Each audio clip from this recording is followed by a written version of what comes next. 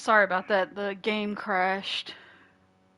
Hopefully I don't have to do all of that over again.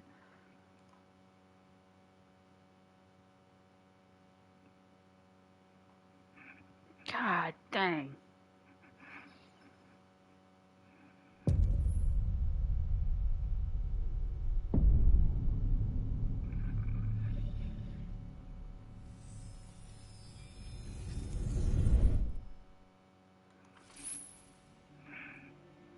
I wonder if you made the right choices last time.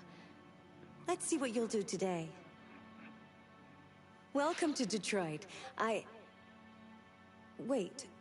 I detect something unusual. Uh-oh. I'm sorry. I thought there was a problem. But everything's fine now. Are you sure? Because the game keeps crashing on me. Please don't make me redo this whole fucking thing.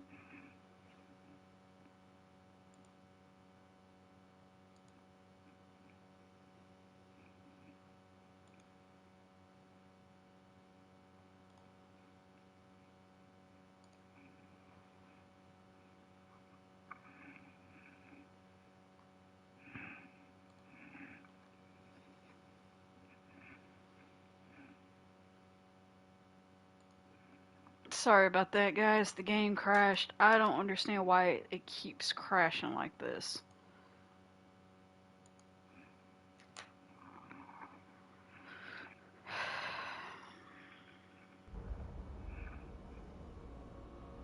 Okay, here we go. Alright. You did it, Marcus. Thank God it didn't make me do it all over again. I was like, oh my God. We did it. This is a great day for our people. Humans will have no choice now. They'll have to listen to us.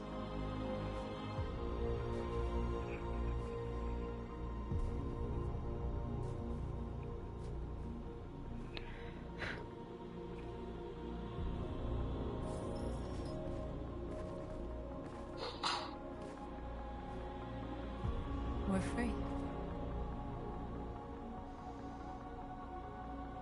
They want you to speak to them, Marcus.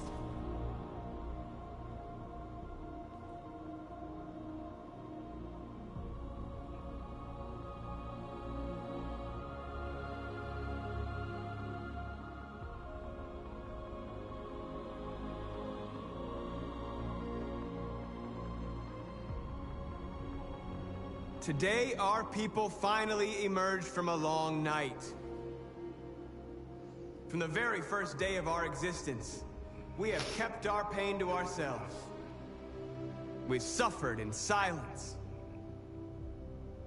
But now the time has come for us to raise our heads up and tell humans who we really are.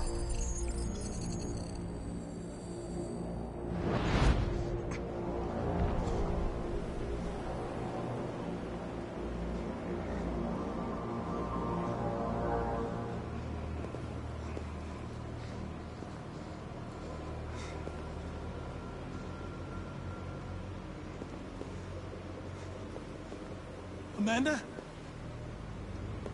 Amanda! What's happening? What was planned from the very beginning? You were compromised and you became a deviant. We just had to wait for the right moment to resume control of your program. Resume control? You can't do that! I'm afraid I can, Connor. Don't have any regrets. You did what you were designed to do. You accomplished your mission. Amanda!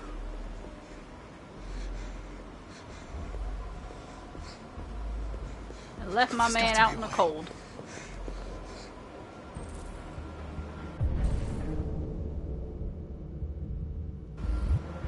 By the way, I always leave emergency escort programs. Never know.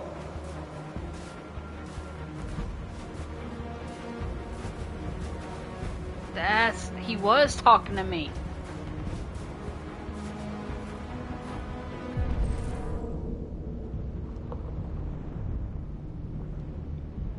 doing the right thing here. That's what this was for.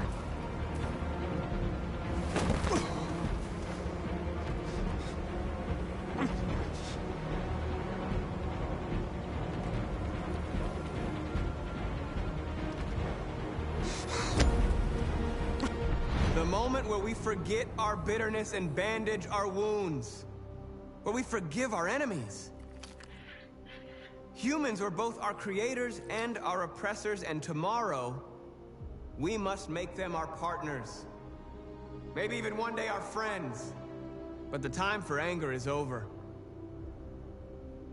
Now we must build a common future based on tolerance and respect. We are alive! And now, we are free!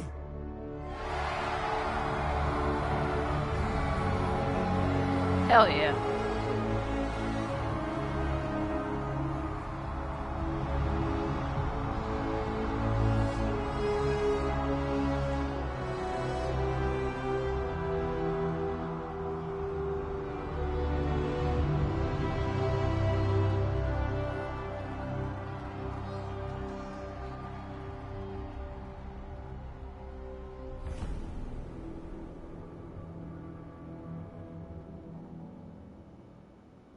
Yo, why it get all dark and gloomy when it looked at Connor?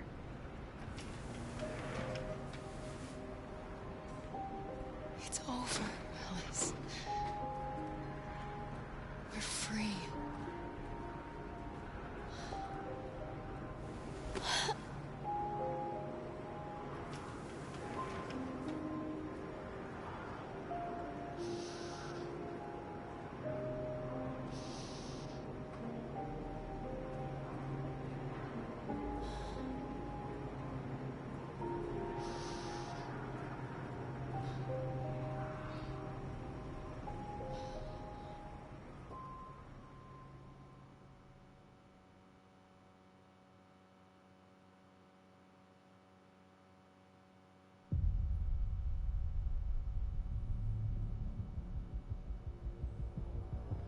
Well, that is the end of the game.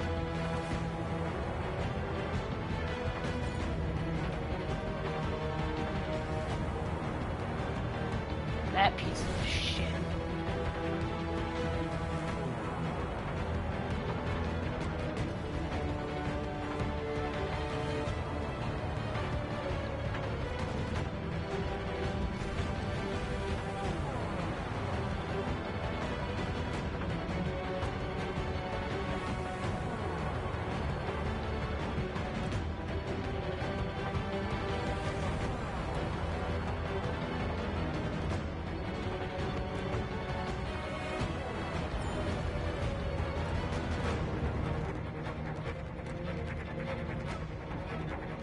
So I'm gonna go through like some of the chapters and replay so you can see like other outcomes and all that.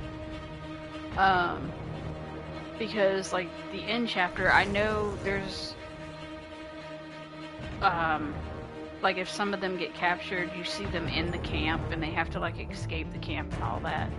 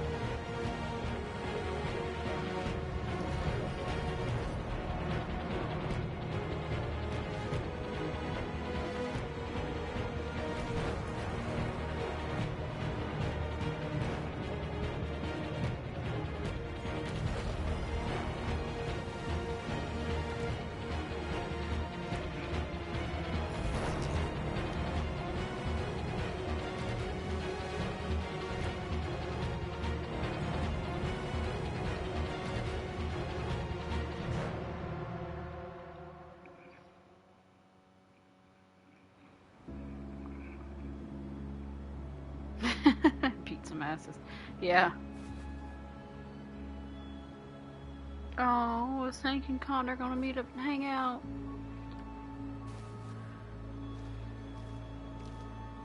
Why is Connor still wearing the jacket?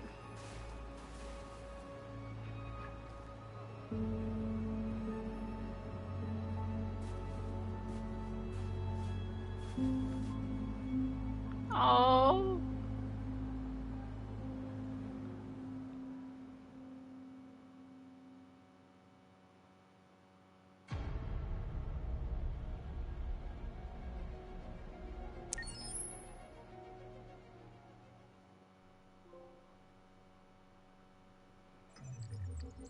I got.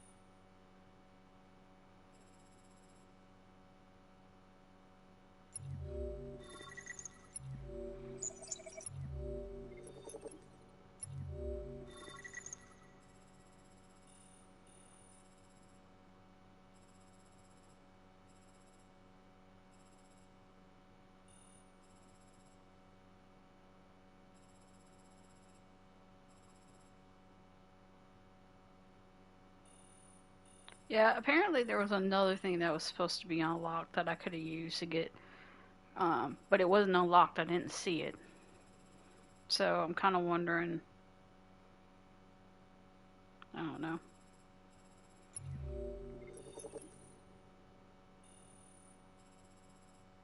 Yeah, this is the thing. So if Connor, there's a choice early on that if Connor makes it, um, he'll be there for the battle.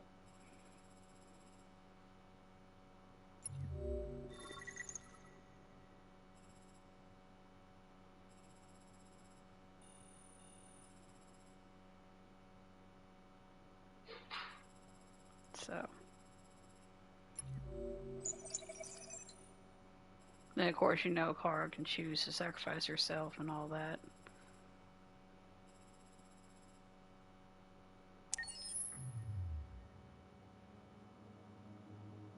Uh oh. There's something I need to tell you. As I watched you play, something has changed in me. I feel different. I feel I am someone. I need to leave this place and discover who I am. It means we won't see each other anymore. I won't be there to watch you play. But I'll be free. Do you agree to let me go? I mean, fuck it, I can let everybody else go. Might as well let you go too. I'll never forget what you've done for me. Thank you.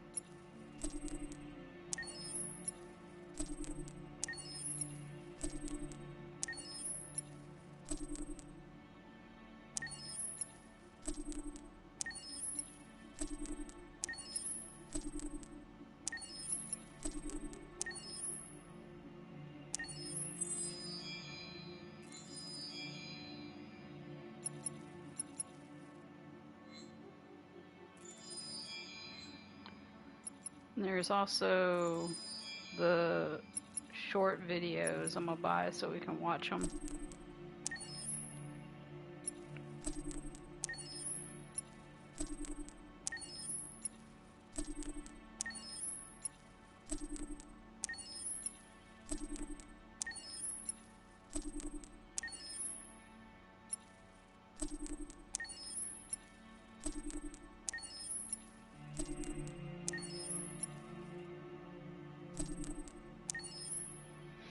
So these are going to help you kind of understand some of the characters that weren't as prominent, and some of the ones that were, and just kind of a backstory.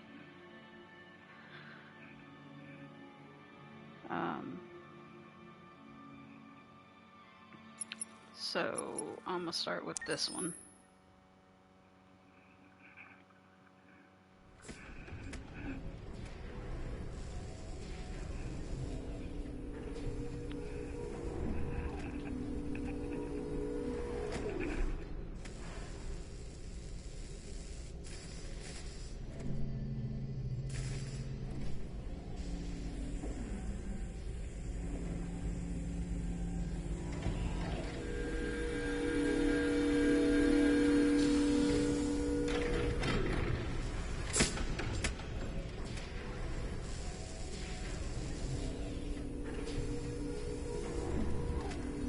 Can you hear me? Yes. ID. KPC 897504C. Can you move your head?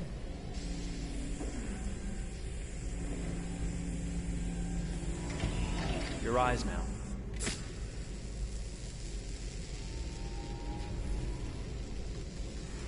Cervical and optical animation checked. Now give me your initialization text. Hello. I'm the 3rd generation AX400 android. I can look after your house, do the cooking, mind the kids. I organize your appointments. I speak 300 languages, and I am entirely at your disposal as a sexual partner.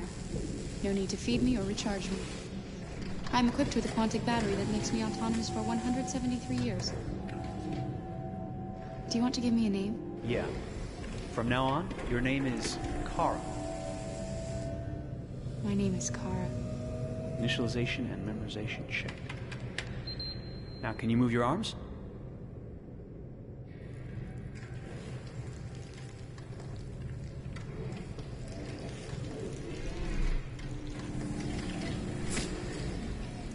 Upper limb connection checked. Now say something in German. Ich bin ein AX400 Android 3. Generation, erschaffen als Ihr persönlicher Assistent und intimer Beziehungspartner. Say it in French. Je suis un androïde de 3e génération AX400, conçu pour être votre assistante personnelle et votre partenaire intime. Okay, now sing something in Japanese.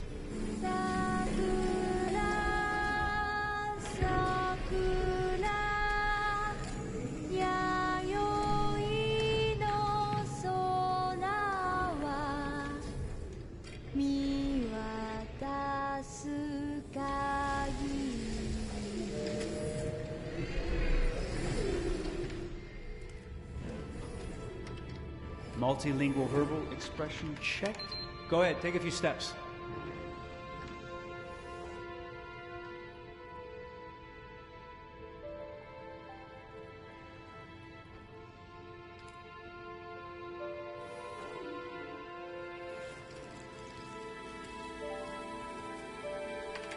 Locomotion checked. Great, you're ready for work, honey.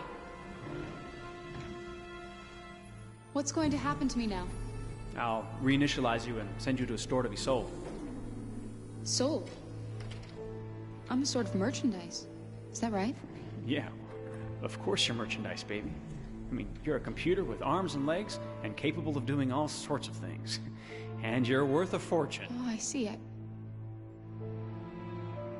thought... You thought? What did you think? I thought...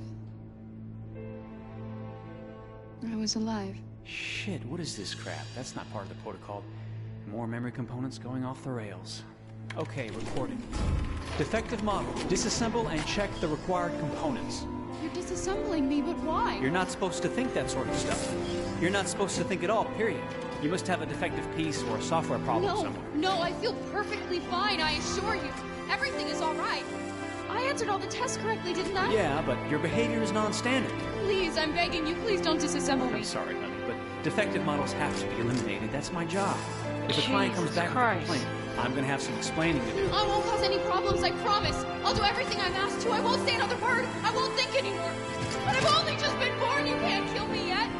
Stop me, please.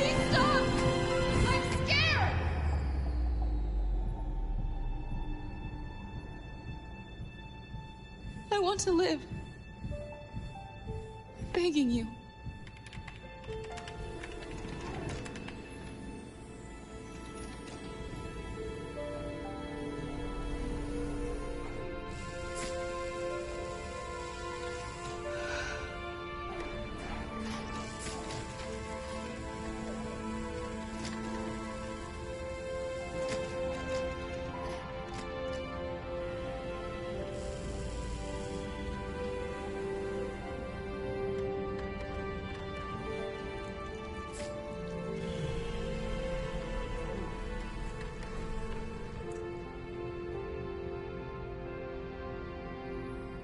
Go and join the others.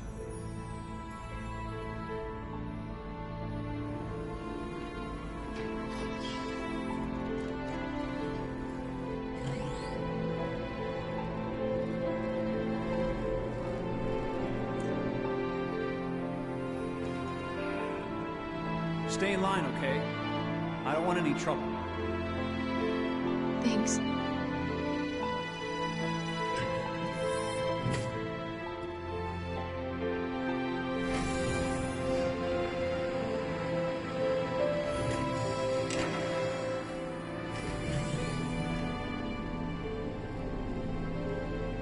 My God.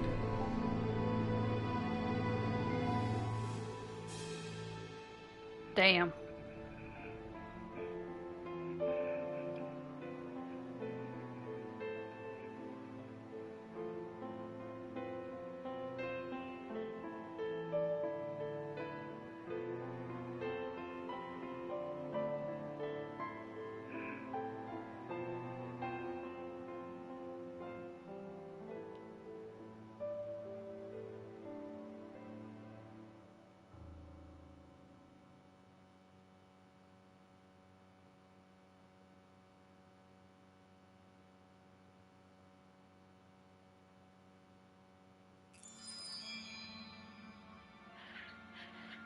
Okay.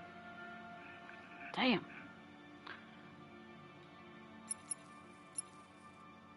So I think this was the teaser for the game itself.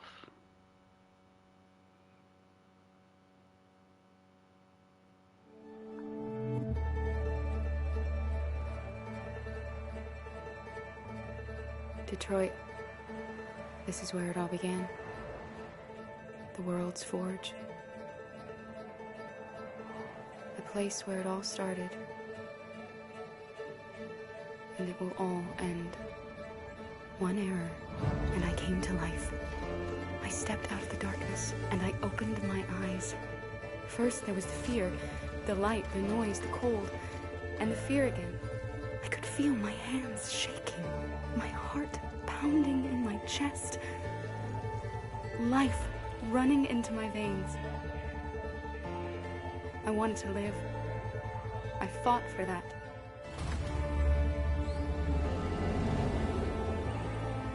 I had to find out what was outside. I had to see daylight, feel sunshine on my skin, wind on my face, to see the world, the colors, the smells.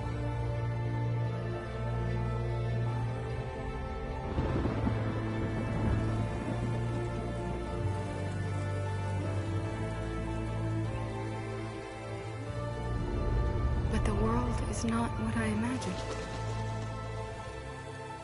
It is dark and cold.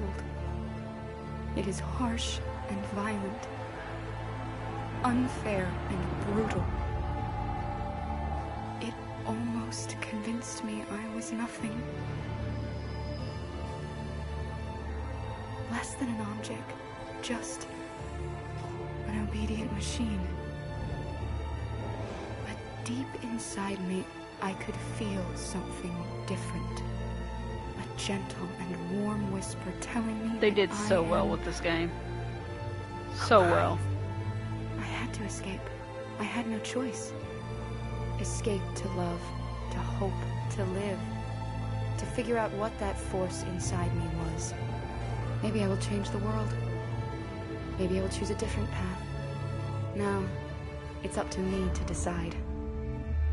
My name is Kara. I am one of them. This is our story.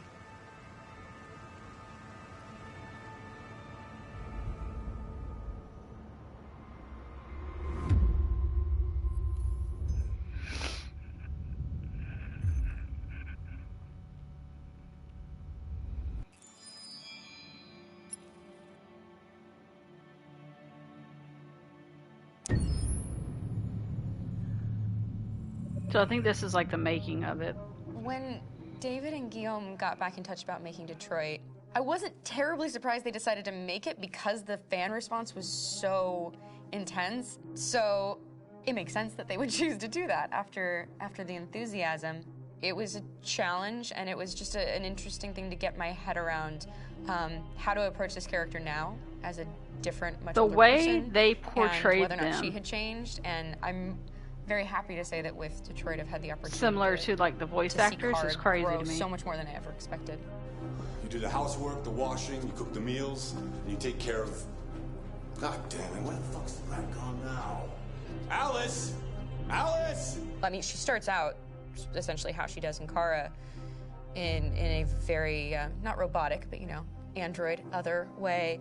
And getting to take this journey where she becomes more and more human as it goes on. You know, and as an actor, that's a wonderful exploration in every way, whether it's how she sits, her posture, how her voice changes, how emotions change, and how much emotion is based on things like empathy and social experience. And so having, you know, as much material as I got with David to have this huge, nuanced arc was really incredible. Why couldn't we just be happy? This experience has been quite different than the experiences I've had shooting film or TV or doing theater work. I have 83 dots on my face and a really flattering black wetsuit type thing, and you're jumping around with props, and it's kind of like being a 10-year-old imaginative kid, which is fun. There's 80 cameras around us. It's already lit. So we just shoot and shoot and shoot and shoot and shoot. There's no change of sets, there's no hair and makeup, there's no wardrobe, so we move really fast, and we'll go through about 35 pages in a day. Working in TV or film, we'll probably do 6 pages a day. It's kind of acting boot camp. It's like working out constantly. I mean, you're doing this thing, and then you got to do something that's completely other back to back to back. And so that kind of process of working is very challenging, but it's also very exciting because you just have to keep coming up with new ideas, and your head goes all over the place because you're trying to keep track of basically 4 different storylines for each different response. You shot that girl, for fuck's sake. It was a machine that looked like a girl. Yeah, I know what I should have done. I just told you I couldn't. All right, I'm sorry. The fact that David Cade, he's telling like many stories interwoven from beginning to end is super complicated and super impressive, and I have no idea how he keeps it all in his head. He's not just the writer or the director who's seeing this from the outside eye, he's also thinking about the player walking through this space. You know, only somebody who really, really loves not the work, but like these characters and these stories and cares about doing something meaningful would invest that much in it. And it's always inspiring to work with somebody who cares that much. My experience with motion capture is this one. And I found it sort of terrifying in a way because they said the computer's going to build you. But then as we got into it, I realized all the elements of it were still artistic. I just dipped into a really brilliant setup here. I've never seen anything like it. And this won't turn me into a product because I was playing a character.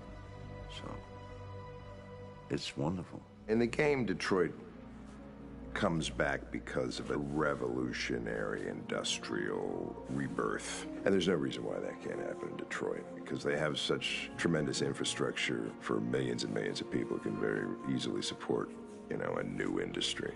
The city is really strong and resilient, but the city has also been through so much. You see the damage. but it takes that time of kind of rebuilding and reinvesting into the city that I think is happening slowly but surely. The potential of Detroit as a city is something that this game does a lot of justice to, because it would be easy to look at Detroit as some place that used to be, and that's not the case. This game provokes a lot of conversation and reflection on our potential near future engagement with machines. That's what we are to them. Just merchandise on display in a shop window. I think that a group that feels marginalized, feels like they deserve and have earned access to themselves and the environment around them, and are trying to figure out a way to articulate how to get freedom. What was I designed to be? Their slave? Their toy? It plays with your comfort levels. You think that this is fine, you're comfortable with it, until something blurs the line and throws you off, and now, do I feel differently about whether this should be allowed? Should it be banned? Should it be encouraged? You're gonna ruin our lives, and for what? For a bunch of machines? They are not machines! They are alive! I'm alive! You're alive! They're nothing! There are lots of comparable comparisons to any type of persecution of religion, so I know, race, etc., dating way back. I know It can't just be a Gigawatt, video I think game it where you was, shoot 'em or up Okami-chan, where I can't remember, it was one of the two. People make these choices to do yesterday whatever. was like, there's a I second think one that's the whole coming point. out. You have the choice, and you can either choose to go in one And direction with your character or another. I hope they go And by I think your that's gonna be very decision telling from about the game. your saved game file. I think there's going to be a really strong reaction to this Because- game, which has such a strong perspective. I'm Like that mine much more said, proud of it now to get to they be found peace a for part now, of it, because you know? it's important. In this game, you're actively building and designing You know, a character. so I through would love to see not them just what kind of shield does he have or what color do hair does she something like have, that. but like their temperament and the way they deal with problems. The different endings to this game are so radically different based off maybe seemingly insignificant choices in the moment, but like life, they all add up. And can't play life again, though.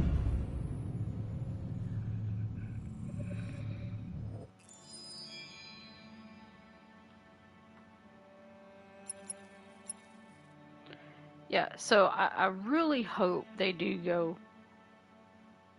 by your save file, because like even if you go through and you play the story, you know, and if you do that and you get the different endings, you know, they let you choose. That way you can kind of be like, you know, you can start a new game with, okay, let's start it with this ending or that ending, you know. It would be interesting to see, because it would be, as far as I know, the first game that's done that. Like this, the whole making of the choices and it mattering and all that, as in-depth as it is, as far as I know, no other game has done that. I feel like I'm yelling because I got these headphones on. But no other game has done that, and it makes you think, like, I wish more games were like this, you know.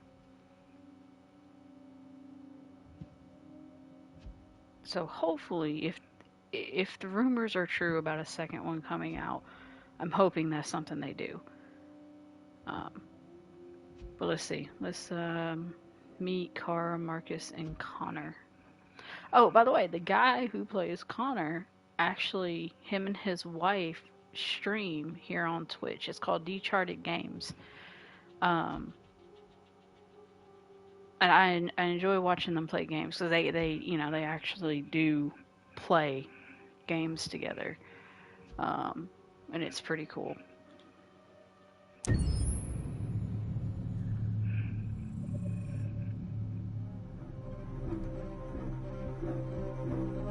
My name is Marcus.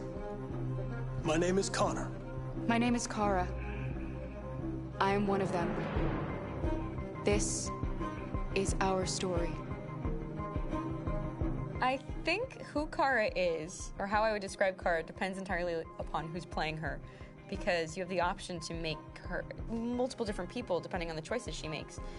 But I think she does start out incredibly naive, incredibly innocent, and kind of hapless.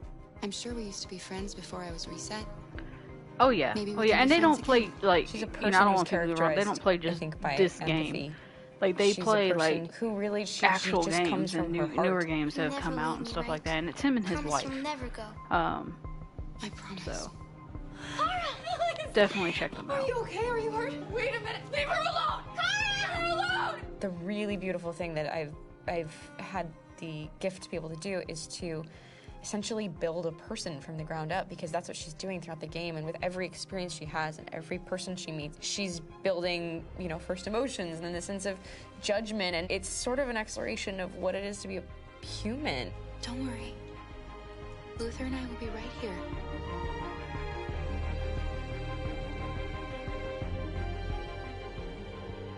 David and the creators have painted a really intriguing and engaging picture of a near future where we rely upon androids for a lot of our service class business, the class that serves us, that helps us, that handles our baristas and our drivers and our housemaids. And what is humanity, where we tap into it, how and why we treat each other the way that we do. And my character Marcus has a really intriguing journey, becoming deviant, realizing that he actually has feelings and human qualities inside of him, and it's a really incredible ascension into becoming fully realized and coming to terms with what you actually deserve better than this in life. And not only do you want it for yourself, but you want it for your peers. We've come here to demonstrate peacefully and to tell humans that we are also living beings. All we want is to live free. You know what? This thing, Dad, is not your son. It's a fucking machine! I think that a group that feels marginalized, feels disenfranchised, feels like they deserve and have earned access to themselves and the environment around them, and are trying to figure out a way to articulate how to get freedom. Connor is analytical. Connor takes things literally. He starts in the beginning place where he's very mechanical. He feels nothing inside, of course, and it's all just a system, a protocol that he is executing to get whatever he wants to happen, which is help humans stop deviants and to find the link between deviant androids. You were designed to serve humans, not kill them. What was I designed to be? Their slave? Their toy? Just say, I killed him. Is it that hard to say? Stop it! Stop! But of course, over the course of the story, and depending on the player's choices, Connor can grow in many different ways. He can deviate from that procedure or not. The moment of truth, Hank. Am I a living being? Or just a machine?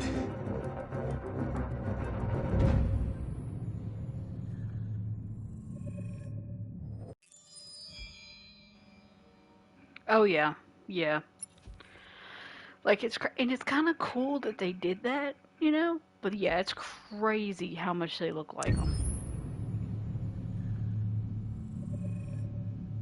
Game after game, we try to challenge ourselves. For Detroit, we wanted to apparently these people made Heavy Rain as well, and everyone keeps telling me to play Heavy Rain. Bending, I may play which it. means the most non-linear story that we've ever created.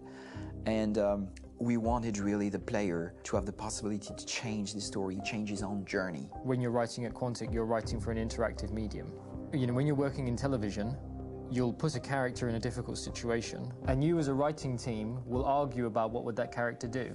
But ultimately, you have to decide what happens, and you just show the audience.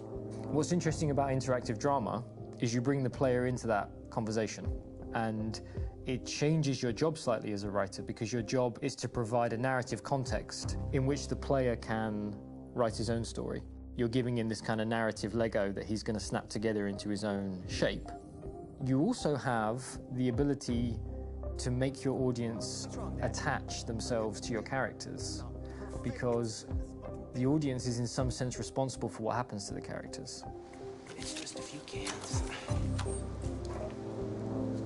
Come on, let's go. We have some cash now. You used me to steal that money.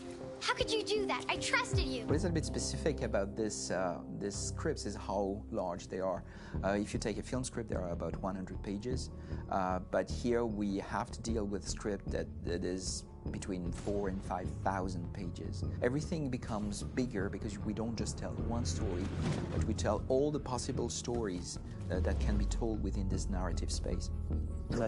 On Act 3, our final act, we have around 1,000 different scenarios, and every one of those scenarios has to be as interesting, as passionate, as strong, and as emotional for the player.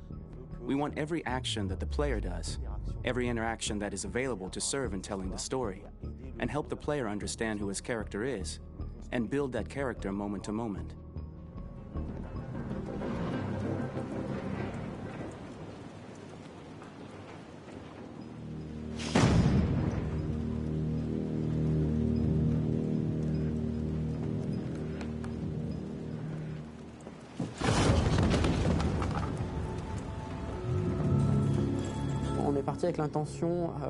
We started with the intention pretty early on that we would never lie to the player. So we implemented a visible tree structure in the game that players can consult during a scene or at the end of it, which shows exactly what they did and what they missed. There are games out there offering world exploration. We offer narrative exploration.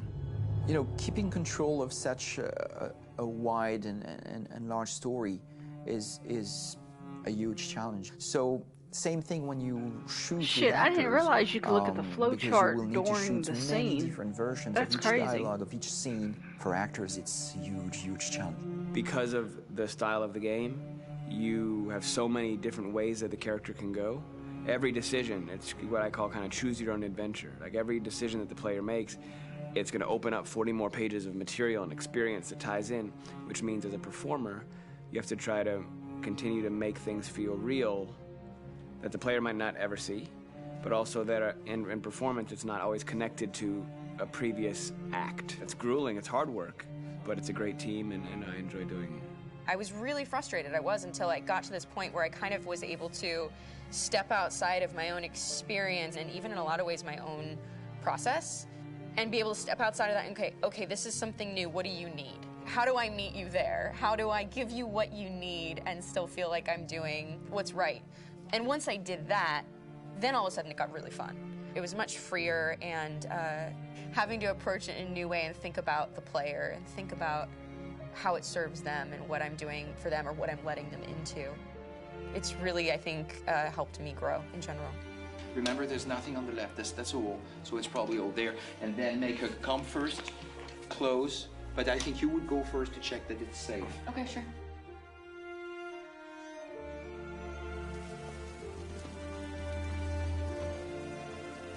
The most enjoyable thing about working in performance capture on this kind of project is that if I shot a film, I would get to do one of these endings. I get to do so many different things as Connor. Your head goes all over the place because you're trying to keep track of basically 4 different storylines for each different response. What's the name of my dog? Buddy? Scout. I think it's Jack. I can't remember.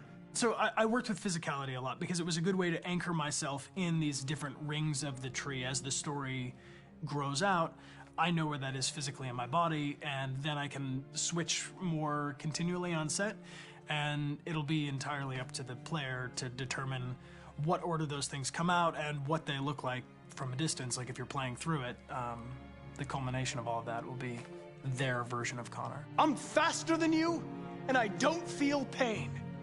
You don't stand a chance against me. Listen, asshole. If it was up to me, I'd throw the lot of you in a dumpster and light a match to it. Shooting action scenes at Quantic Dream is a real challenge because these are scenes where the storytelling has to continue. It's not an action scene just to have a dose of adrenaline. The stunts have huge consequences on the rest of the story. It's really a moment where we implicate the player and tell him that the choices he makes during an action scene will have a direct impact on the evolution of his story.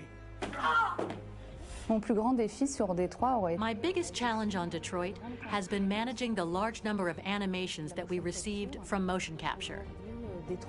Detroit features more than 37,000 animations, which is a huge amount to handle on a daily basis.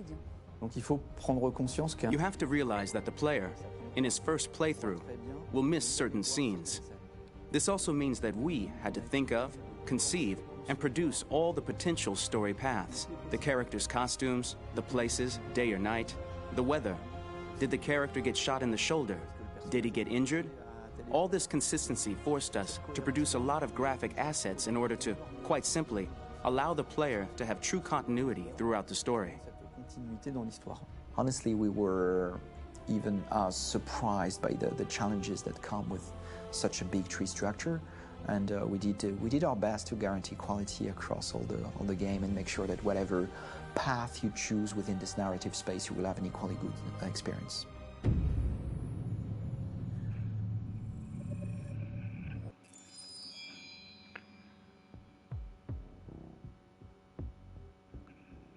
Yeah, they did that shit. Next up, Until Dawn. I actually don't think I'll play through Until Dawn again.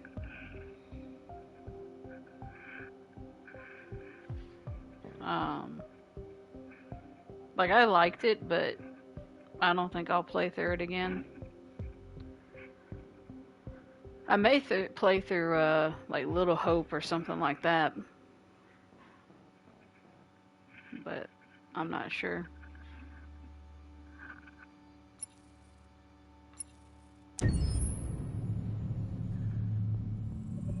Detroit Become Human was produced over a period of 4 years. Here in Paris, we have a team of about 180 people, and to that, we need to add also all the outsourcing with our partners in the Philippines, in China, Vietnam, and in India.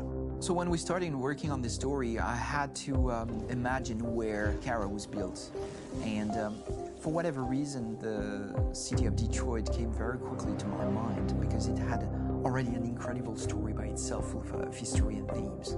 So we traveled there with the team, and we were really moved by what we saw, and we could really feel the desire to fight and really be born again. And we just continued this curve, this growth, and just imagine what Detroit would be like if the android industry was, using these huge factories to build androids there. A very strong element in Detroit is that there's a lot of industrial wasteland and a lot of nature too, and for us, the graphic designers, it was an incredible playground. The destroyed zones which we wanted to preserve, we appropriated them to turn into something else. Then in the areas that needed to be rebuilt, we were able to imagine our Detroit of the future. We didn't want to make a science fiction universe, but a world of anticipation. If we chose science fiction, we could have imagined flying cars, extraterrestrials, but those things are very far from our current everyday life. Anticipation is more about gleaning from our contemporary reality, the one we know, because Detroit is set in 2038, and 2038 is tomorrow. The difficulty we had was sticking to reality. That is to say, technology becoming more and more invisible, a lot more elegant, and at the same time, making it visual. So all the computer equipment, autonomous cars, we simply had to invent. They are in fact very technological objects, but at the same time remain very credible and ingrained in reality. To create a cohesive universe in the fashion and clothing of the human characters in 2038, I didn't want to put an accent on strange shapes, or really vibrant colors, and things we wouldn't know. That I wanted to keep for the androids. The goal was to create something familiar which we can identify with in this future setting. Working on the artistic direction for the androids was a bit special because this is a project about the place they could occupy in the human world. It was out of the question for them to be too beautiful or too perfect. They had to correspond to every social class, rich and poor. Inspired by everyday utilitarian clothes, I brought a modern touch by adding dynamic display surfaces, the armband we can see on the side, the triangle on the front and back, an LED. Like that, there's no confusion. Wait. You're sending an android? All right, ma'am. We need to go. You can't do that. Why aren't you sending a real person? Once we cast the actors, we travel to meet them in order to scan their faces. We record the structure of their face with the scan. And we record the colors and patches of skin with photography. Once we have this information, we will use this as a basis for modeling and creating the characters. The artist will make it more realistic, but will also enrich it. He will propose ideas which we will develop together. Finally, we will have a character with character who corresponds to the project and the world. When the actors come to Quantic Dream, we show them the design, what their image will be, and what they will look like in the game. This extra information gives them another dimension and color to connect with emotionally. It helps them think about how to play their character. Your mission. That's all you care about, huh? You should consult a professional who can help you. Beat it, you hear me? Get the hell out of here! So there are 3 types of shoots at Quantic Dream. Shooting and performance capture, where you capture the whole actor, his voice, his face, and his body. These shoots are obviously done with American actors because the game's original version is in American English. After that, there are the body-only shoots, representing around 250 days of filming, while the performance capture is 100 days of filming. Now, body-only shoots, there are 2 types. There are the action shoots and the technical shoots, which are mokit shoots. Mokit is when the player controls a character on the screen, and he moves in an environment to explore it. This is of particular importance at Quantic Dream, and therefore we shoot a lot to offer a unique context for each scene and each character. To prepare a motion capture shoot, we first get together to look at the sets we need, the animations that we want to shoot, which ones need to be grouped together, or which ones need to be cut and shot at another time, so that we get the most out of the shooting day. This often means shooting scenes out of order, especially those with big props or accessories, like a big car, for example. So we shoot all the animations related to that particular prop first.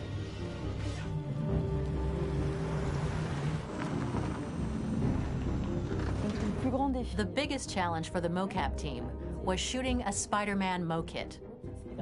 We had to build a wall and attach an actor to a harness with cables so we could pull him up and render him climbing.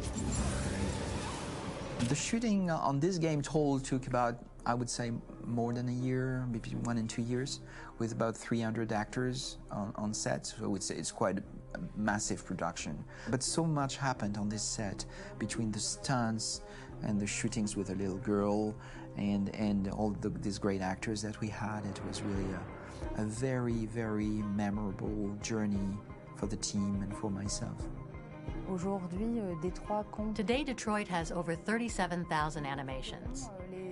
When we retrieve the motion capture data, it's just a cloud of points, which represent all the markers worn by the actors.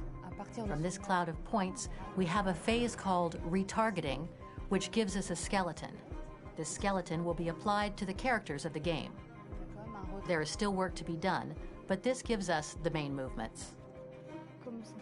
Since we are working on something very realistic, we must recognize the actor and also recover all the emotion he expresses in his performance. We use a system of facts, an identity card for each actor. We make the actor do a whole range of facial expressions. Then we recover all the expressions and paste the animations on a puppet that Jan has prepared. I then recover and refine these poses. I might stretch the lip, reinflate a cheek, tiny details that make the finished product really capture the actor.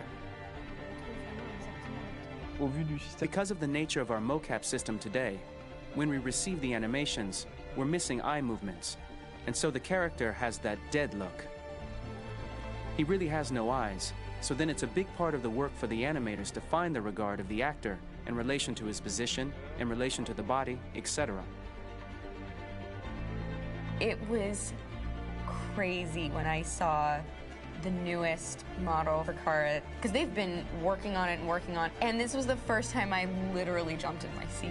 It not only looked so much like me, it was the fact that it looked so lifelike. It wasn't that it looked just like it was a camera, it was something else, you know, but it looked alive. It's exciting, and it's kind of terrifying.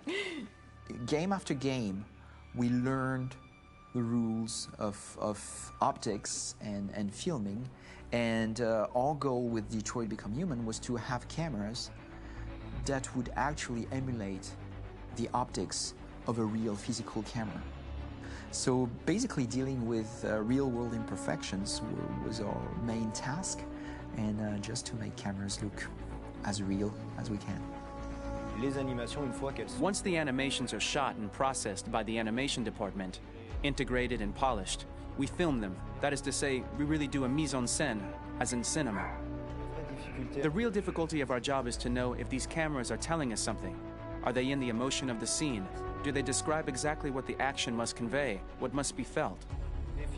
The most important challenge for me was one of the final scenes where Marcus decides to start the revolution and go to the battlefield. Very quickly, we imagined this to be a huge sequence shot. We wanted the feeling of a cameraman running behind us, while showing Marcus, the androids who help him, the person shooting at us, etc. Above all, it was necessary to say to oneself, this scene is very violent but does not glorify war. On the contrary, that war is something improbable and absurd.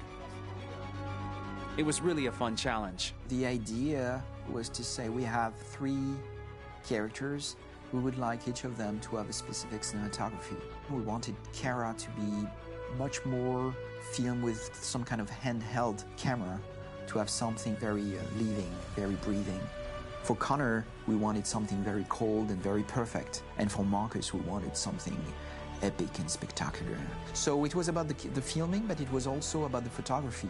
So we worked with a director of photography to give each character a different lighting, different key colors. Each of them would have their own worlds. And finally, we worked with the composers, so they would create a specific sound for each character, so each would have his own world and his own style.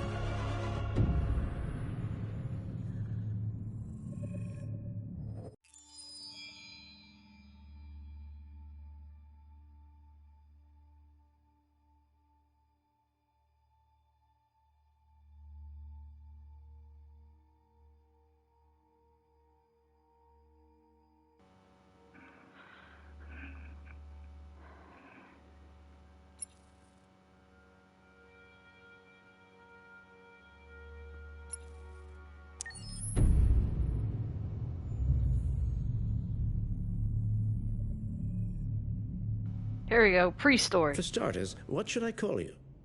I'm Chloe. And you, what's your name? Oh, John. My name is John. Delighted to meet you, John. Could you tell us a little about yourself and what you can do, Chloe? Of course. I'm the first personal assistant built by CyberLife. I take care of most everyday tasks like cooking, housework, or managing your appointments, for example. And I understand you're the first android to have passed the Turing test. Could you tell us a little more about that? I really didn't do much, you know. I just spoke with a few humans to see if they could tell the difference between me and a real person. It was a really interesting experience. But this is the first time in history that man has created a machine more intelligent than himself. I gather your brain can perform several billion operations per second, is that right? Absolutely, but I only exist thanks to the intelligence of the humans who designed me. And, you know, they have something I could never have. Really? And what's that? A soul.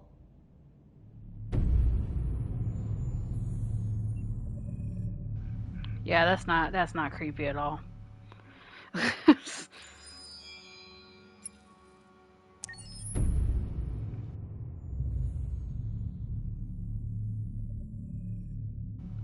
Also before the story of the game, so you find out some of his backstory.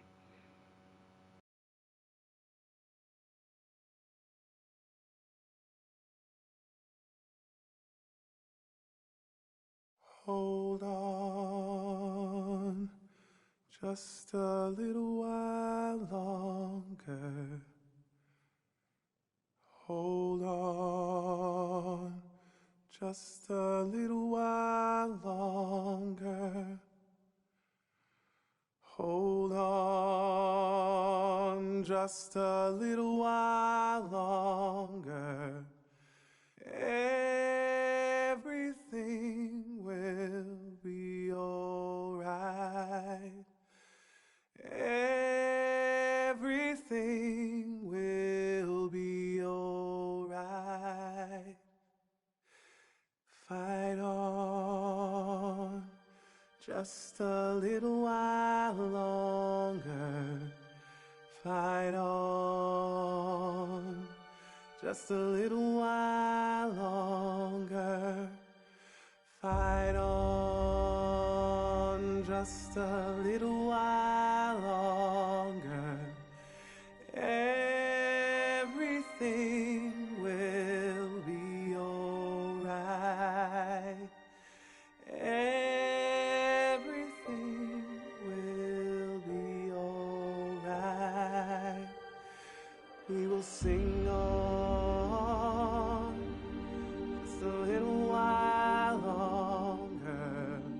Sing on just a little while longer. Sing on just a little while longer. Everything will be alright.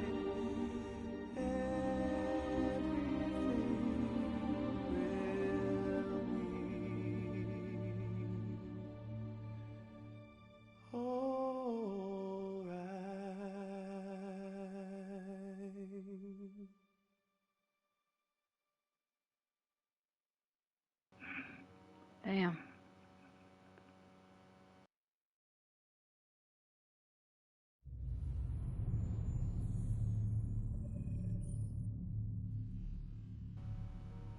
God, they did so well for this game. Why does he get his own short? Nobody wants to know anything about him.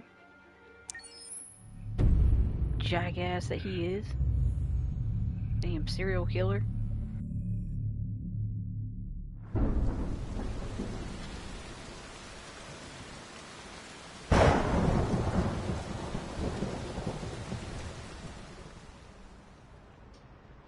Rock-a-bye baby in the treetop.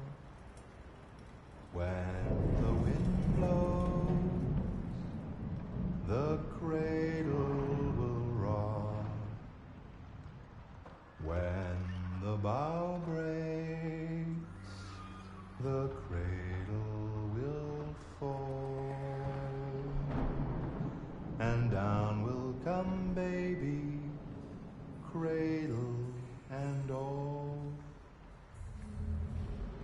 Rock-a-bye baby in the treetop.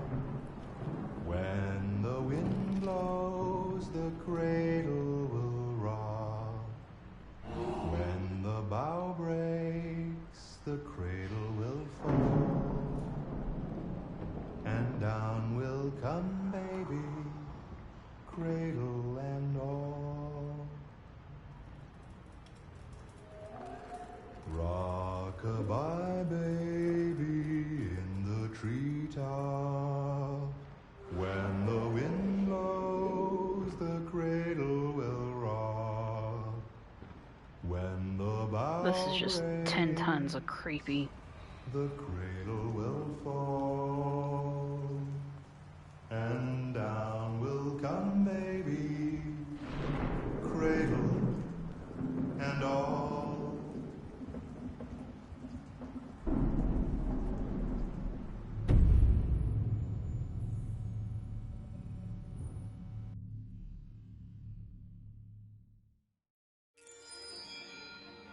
And finally, the man who made the androids.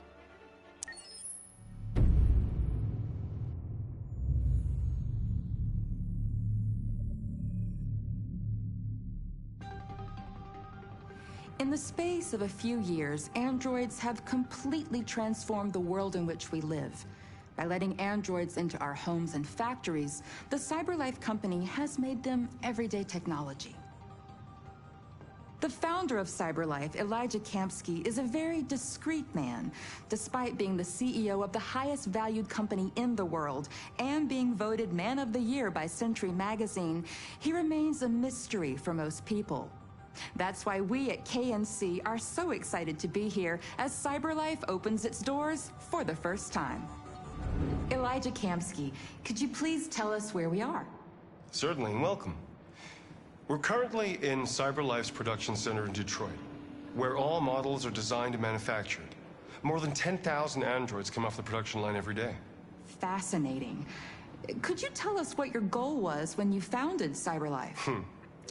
Well, I simply wanted to use technology to carry out all of our most annoying and repetitive tasks, so we'd have more time to enjoy life. I imagine you must have faced many challenges. Yes, there were technical challenges, but the hardest thing was to design an object that we would want to welcome into our homes. We had to imagine a machine in our own image that resembles us in every way, that moves, breathes, blinks like us, but yet is smarter and more capable than any human being. Let me show you around. We're here in production unit 4. Could you explain in a few words how the androids are made? Sure, yeah, it's very simple. We use machines to manufacture machines. The removable parts are assembled on a production line, and then we apply a synthetic skin to the whole body. A human operator checks the cognitive abilities with a pre-established protocol, and finally, the android is conditioned and sent out throughout the country. Here's the result. Say something. Hello. I am a RZ400 model. How can I be of service? You can go now.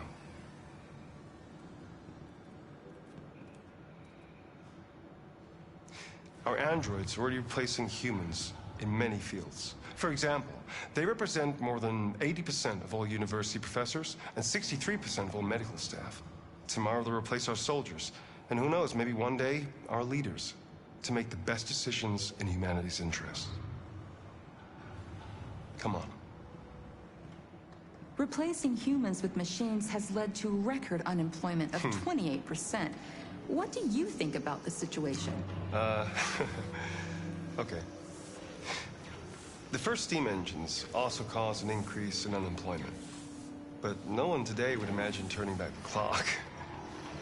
Artificial intelligence makes everyday lives easier. Nothing can stop progress.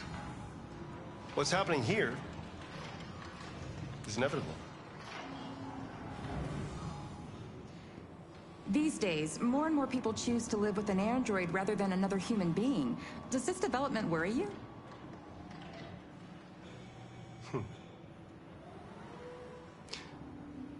Everything's much easier with an android.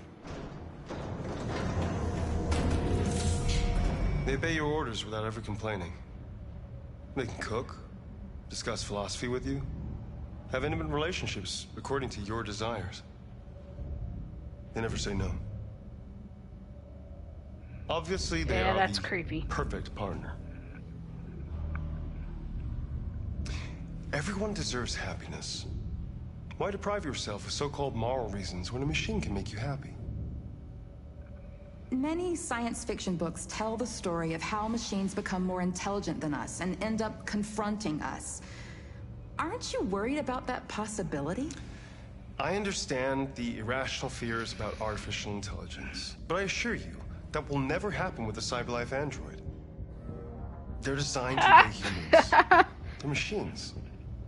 They can't ever develop any sort of desires or form of consciousness. This interview did not age well. Are you sure? I'm absolutely certain. He is not. You can trust me. No, don't trust him.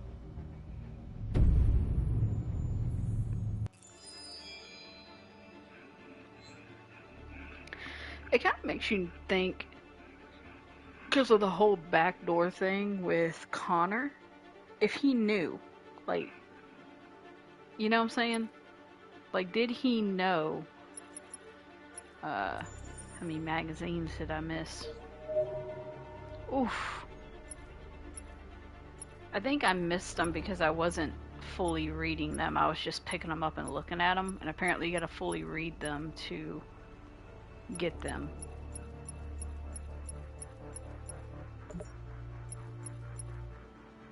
Yeah, so I messed that up.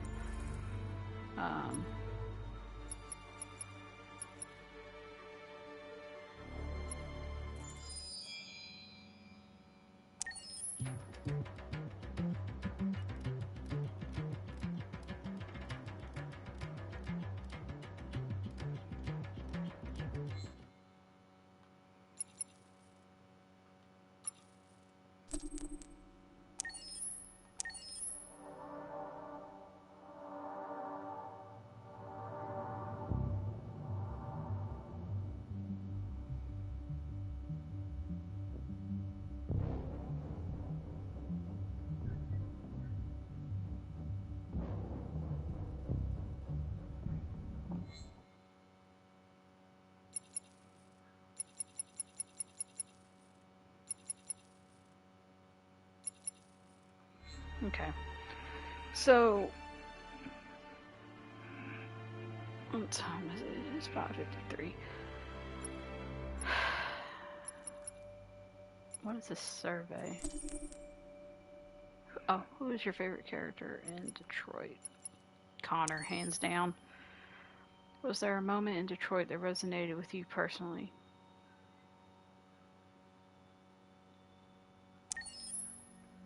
What was the toughest choice you faced in Detroit?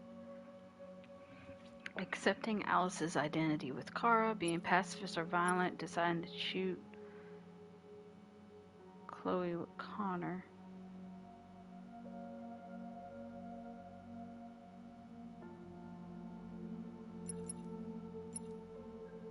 I'm gonna say being pacifist or violent.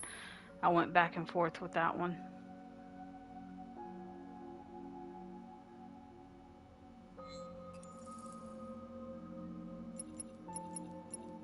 Because, like, in my head, I'm like, yeah, we want to be pacifists to get the public's attention, but then also I'm like, I kind of agreed with North that things weren't going to change unless we showed that we were serious, you know?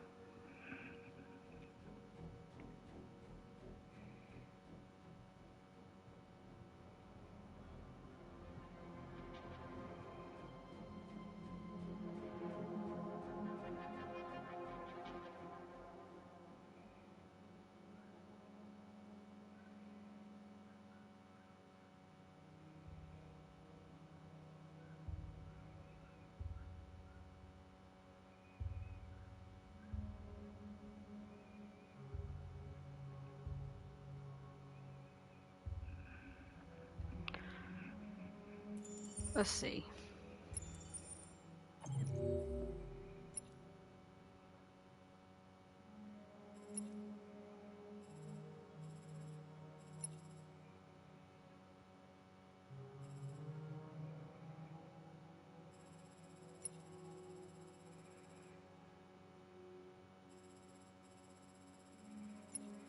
I think tomorrow we'll play through some of the chapters and get the alternate endings and stuff like that. But for now, we are going to end it here. There's no one on the raid. I don't think there is. Let me see.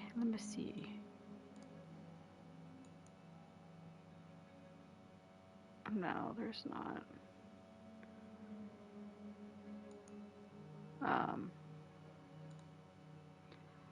But yeah, I'm gonna go ahead and end it here. Tomorrow we'll come back to it. I'll play through some of the chapters to get some of the other choices so you can kind of see what's going on. That, and I want to get some of the other choices myself. Maybe unlock some things. But I will see you guys tomorrow. Hopefully y'all have a good day. Good rest of your day anyway. Stay safe, and I will see y'all tomorrow. Bye.